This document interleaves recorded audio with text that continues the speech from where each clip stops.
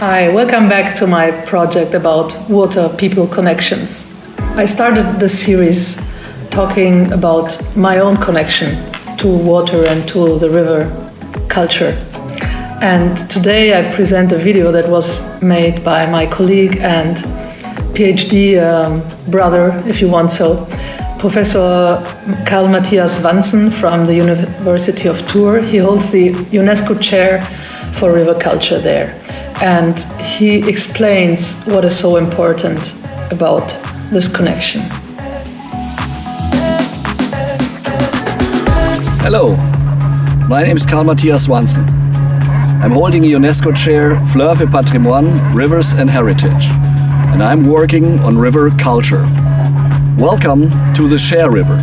This river here is a domesticated river, a residual river, a channelized river. Despite its natural appearance, this river is suffering from pollution, from channelization, from damming, and from plastic garbage. Plastic is specifically a problem in tropical countries. There are still fish in the water, but the people that catch them throw them back because they are too polluted. People have forgotten their individual linkage with the river. People know the data about pollution, but they do not care. So the question is how to restore the linkages between people and the river. So how to reconnect people with their rivers. The river culture concept tries to do so with 5 different elements. The first is an ethical argument.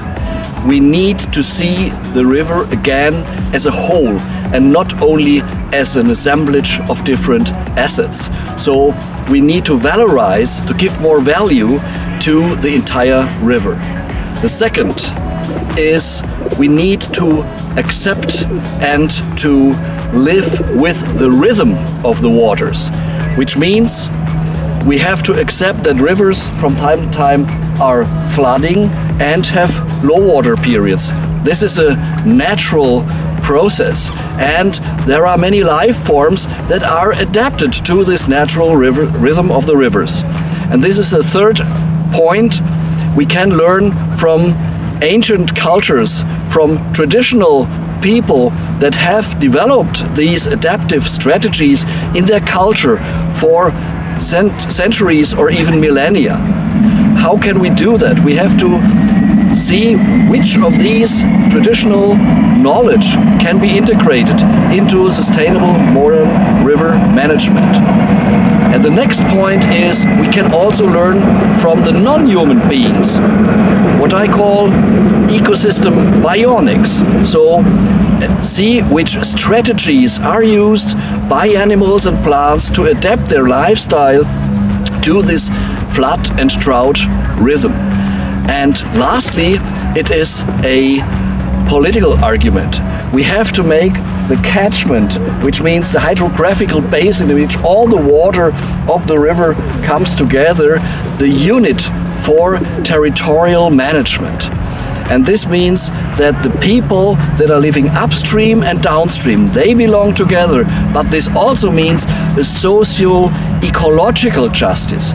This means that we have not only the humans in focus, but also the non-human beings. And that is what we are doing with a network of people collaborating around this UNESCO chair with the thematics of river culture. Recently, 124 people, authors from all over the world, have studied 28 river systems to analyze how life can be possible in the rhythm of the waters. Apart from this 900 pages book, we have worked on how can we bring streams that have been buried 200 years ago to the surface. We call this stream daylighting, analyzing how in different nations, in different cultural backgrounds, these projects can have a success. Or we study how the interests of human beings and of nature can be brought together, what we call human river encounter sites. And for us it is very important to see how projects have been a success, what is bringing further the projects in a cultural comparison. So in short, what we are doing is trying to find out how people can love their river, can learn from the river, and finally take care for their rivers. Thank you very much.